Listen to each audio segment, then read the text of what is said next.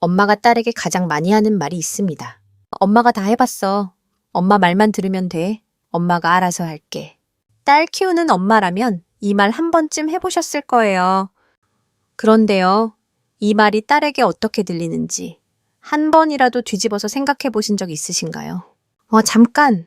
이건 뒤에서 더 자세히 알려드릴게요.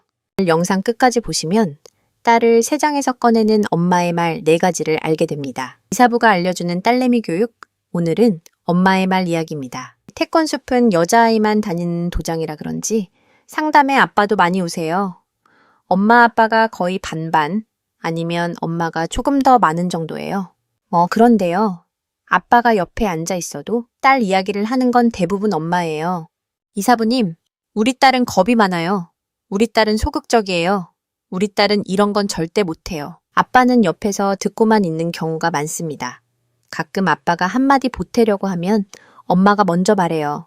아빠는 잘 몰라요. 제가 더 잘 알아요. 엄마가 딸을 얼마나 잘 아는지 저한테 조목조목 알려주세요. 그런데요. 이사부가 10년 넘게 도장에서 딸들을 지켜본 결과 엄마가 말한 대로인 딸은 13도 안 됩니다.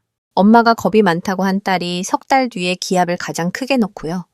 엄마가 소극적이라고 한 딸이 겨루기에서 제일 먼저 달려들어요. 왜 이런 일이 생길까요? 엄마는 딸을 사랑하니까 딸을 가장 잘한다고 믿습니다. 그런데 엄마가 아는 딸은 엄마 앞에서의 딸이에요. 엄마가 없는 곳에서 딸은 전혀 다른 모습일 수 있습니다. 문제는 여기서 시작돼요. 엄마는 자기가 살아온 경험을 기준으로 딸의 세상을 판단합니다. 나도 어릴 때 그랬어. 그러니까 넌 이렇게 해. 엄마의 경험이 틀린 게 아니에요. 다만 엄마의 경험이 딸의 전부가 되는 순간 딸의 세상은 엄마의 세상만큼만 좁아집니다. 딸은 약한 존재가 아닙니다. 강인함과 섬세함이 함께 있는 아이예요. 그런데 엄마가 너는 이런 아이야 라고 정해버리면 딸은 그 틀 안에서만 자기를 봅니다. 엄마의 말이 세장이 되는 거예요. 사랑으로 만든 세장. 그 안에서 딸은 안전하지만 날개를 펼 수가 없습니다. 아빠가 바로 옆에 앉아 있는데도 엄마가 딸에 대한 판단을 혼자 하고 있으면 상황은 더 심해져요. 아빠의 시선이 있는데도 빌리지 않으니 엄마의 판단만이 딸의 세상 전부가 됩니다. 이럴 때 엄마 마음이 어떠세요? 불안하시죠? 내가 잘하고 있는 건지, 내가 딸을 제대로 키우고 있는 건지. 그 불안이 딸에게 그대로 옮아갑니다. 엄마가 불안하면 딸도 불안한 아이가 돼요. 엄마가 딸을 못 믿으면 딸도 자기를 못 믿는 아이가 됩니다. 엄마, 여기서 잠깐 멈추겠습니다. 지금까지 제 이야기를 들으면서 혹시 가슴이 뜨끔하셨나요? 나도 이렇게 하고 있었나 싶으셨나요? 엄마, 이건 잘못이 아닙니다. 엄마는 딸이 다칠까봐, 딸이 힘들까봐, 딸이 상처받을까봐, 그래서 자기가 아는 것을 전부 알려주고 싶었던 거예요. 그게 사랑이었으니까요. 엄마도 처음이니까요. 딸을 키우는 법, 누가 가르쳐 준 적 없잖아요. 지금 이 영상을 보고 있는 엄마라면 이미 딸을 위해 뭔가를 바꾸고 싶은 엄마예요. 제 책 여자아이 강하게 키우기에서도 다뤘지만 엄마의 불안은 딸에게 옮아갑니다. 그런데 그 반대도 맞아요.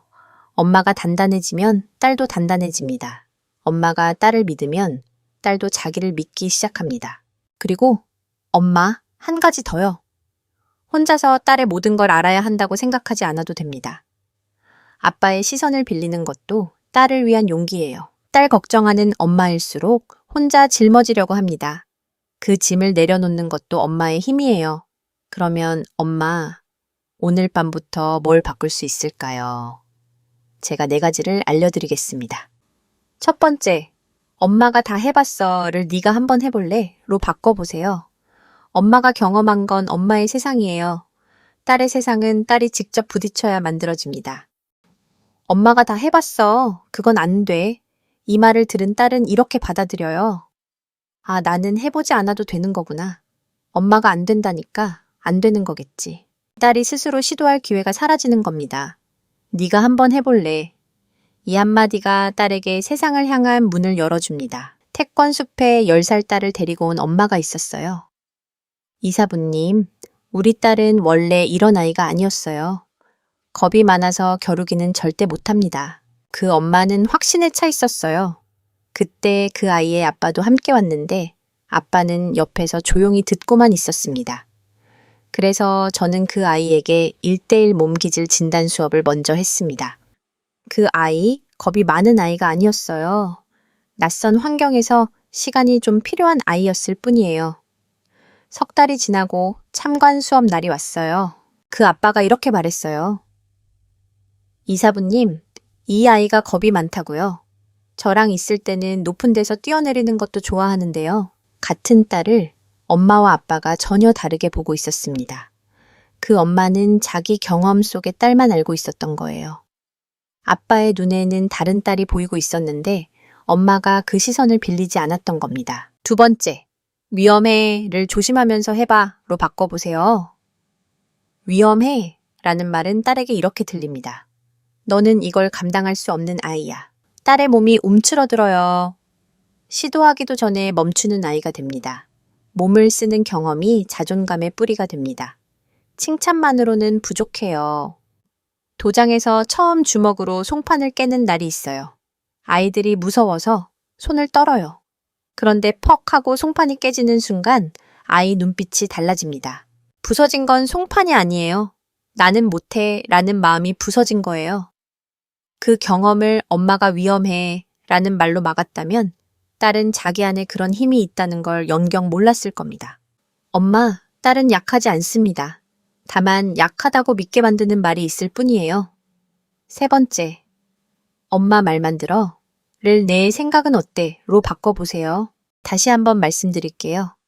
엄마의 말이 딸의 내면 목소리가 됩니다. 엄마가 반복한 말이 딸 머릿속에서 자기 자신에게 하는 말이 돼요. 내 생각은 어때? 이 질문 하나가 딸에게 날개를 돌려줍니다. 딸이 자기 생각을 말하기 시작하면 그게 자존감의 시작이에요. 처음에는 몰라 라고 할 수 있어요. 괜찮아요. 기다려주세요. 네 번째, 엄마 혼자 판단하지 마시고 아빠한테 물어보세요. 우리 딸, 아빠는 어떻게 생각해? 이 한마디를 딸 앞에서 해주세요. 엄마의 눈으로만 딸을 보면 딸의 세상은 엄마의 경험만큼만 좁아져요. 엄마가 새 장문을 여는 사람이라면 아빠는 그 문 사이로 바람을 넣어주는 사람이에요. 딸에게는 엄마의 시선만이 아니라 아빠의 다른 시선도 필요합니다. 엄마, 오늘 제가 드린 4가지를 정리해 볼게요. 이 4가지를 바꾸면 딸의 세상이 달라집니다. 엄마가 새 장문을 열고 아빠가 바람을 넣어주면 딸은 날개가 있었다는 걸 스스로 알게 됩니다. 오늘 밤 딸에게 이 말 한번 해주세요. 내 생각은 어때? 그 한마디가 새 장문을 여는 첫 번째 소리입니다. 이사부가 알려주는 딸내미 교육, 다음에도 우리 딸 이야기로 찾아올게요.